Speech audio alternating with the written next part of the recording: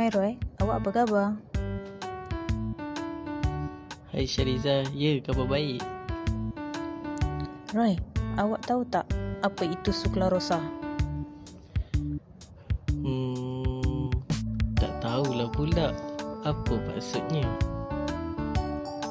Meh sini saya terangkan ke awak ya. Ini dia ladang tebu, tempat semua gula yang kita guna tu bermula. Apabila tebu sudah mencapai kematangan, proses penuaian pun bermula. Mesin penuai khas digunakan untuk memotong batang tebu dengan cepat dan efisien. Kemudian tebu dihancurkan menggunakan mesin pengilat gergasi untuk mengeluarkan jus tebu. Jus tebu yang diperoleh akan ditapis untuk membuang serat, pasir halus dan kekotoran. Hanya jus yang bersih akan digunakan untuk menghasilkan gula. Jus tebu ni tak boleh terus masak. Dia kena tapis dulu. Dalam video ni, kita nampak operator tu tuangkan jus tebu masuk dalam corong besi. Dekat bawah tu ada kertas penapis khas. Tujuannya adalah untuk asingkan semua berdansing supaya dapat jus yang betul-betul bersih. Menarik kan proses ni? Nampak kan masa dia tuang tu, jus turun perlahan-lahan sebab penapis tu serat habuk dan sisa kecil. Proses ni penting tau supaya bila jus yang dimasak nanti, gula yang keluar lebih bersih dan warna pun cantik. Lepas jus tebu dimasak dan dikristalkan, barulah kita dapat gula mentah dan dari sini dia masuk ke mesin pemukul atau mixer besar.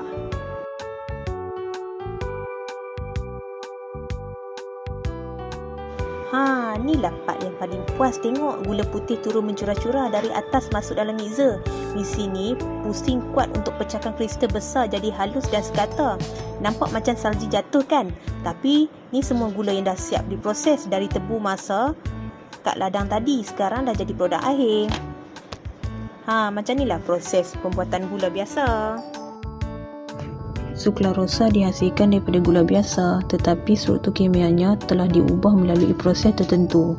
Perubahan ini menyebabkan suklarosa menjadi jauh lebih manis berbanding gula, namun sukar untuk diproses sepenuhnya oleh tubuh pada manusia.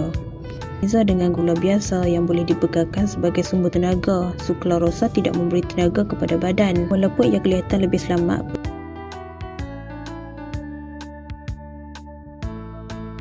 Selepas siap diproses di kilang, pemanis tiruan dihantar ke bahagian packing. Produk diisi secara automatik, dimetrai dengan kemas, diperiksa kualiti dan disusun untuk penghantaran. Adakah awak tahu cara membaca kandungan pada sesuatu produk makanan atau minuman? Sekarang, jom bandingkan gula biasa dan suklarosa. Gula biasa mengandungi kalori manakala suklarosa hampir tiada kalori.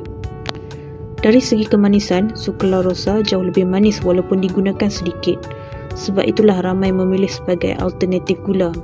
Namun, pengambilan secara berlebihan tetap perlu dikawal. Sekarang, mari kita lihat sistem tubuh badan manusia. Beberapa sistem penting bekerjasama untuk memastikan badan berfungsi dengan baik. Apabila suklarosa diambil, ia akan melalui sistem pencernaan, imun dan peredaran darah. Setiap sistem ini memainkan peranan tersendiri dan boleh terkesan jika pengambilan tidak dikawal. Setiap hari, kita makan pelbagai jenis makanan dan minuman tanpa terlalu memikirkan apa yang berlaku selepas itu. Apabila kita mengambil makanan yang mengandungi suklarosa, proses pencernaan akan mula sebaik sahaja makanan masuk ke dalam mulut. Dari luar, ia mungkin kelihatan seperti proses yang biasa. Namun, sebenarnya, Di dalam badan kita, pelbagai sistem sedang bekerja untuk memproseskan makanan yang kita ambil. Selepas makanan masuk ke dalam mulut, proses pencernaan mula dengan kunyahan dan air liur yang membantu melembutkan makanan. Makanan kemudian bergerak melalui saluran pencernaan dan masuk ke dalam perut. Di dalam perut, makanan akan bercampur dengan asid dan enzim pencernaan untuk diuraikan menjadi bentuk yang lebih kecil. Bagi makanan yang mengandungi suklarosa, bahan ini tidak dapat dicerna sepenuhnya seperti gula biasa. Seterusnya, makanan akan bergerak ke usus kecil iaitu bahagian utama penyerapan nutrien. Namun, kerana suklarosa sukar diserap oleh tubuh, sebahagiannya akan terus bergerak ke usus besar.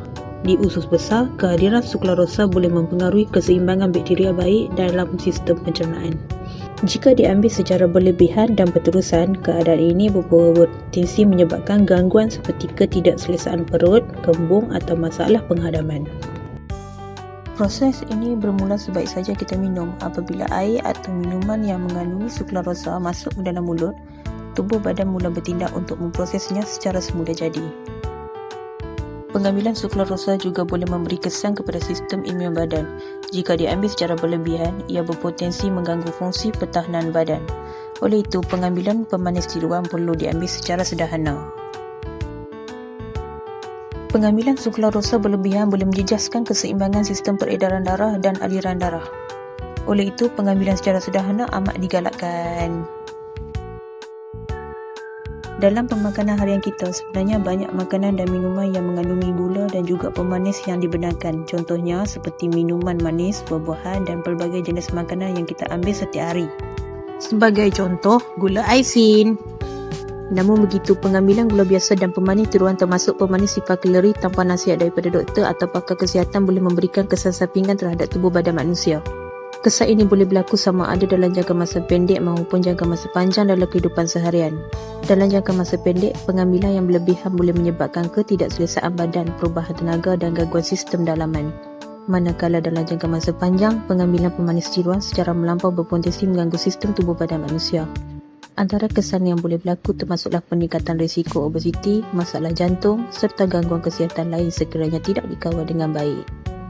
Oleh itu, walaupun pemanis tiruan sering dianggap sebagai pilihan yang selamat, pengambilan perlu dilakukan secara berhemah dan seimbang bagi menjaga kesihatan tubuh badan manusia. Apabila pengambilan gula dan pemanis tiruan dilakukan secara berlebihan dan berterusan, sistem tubuh badan manusia boleh menjadi tidak seimbang. Keadaan ini boleh menyebabkan beberapa sistem dalam badan bekerja dengan lebih keras daripada biasa.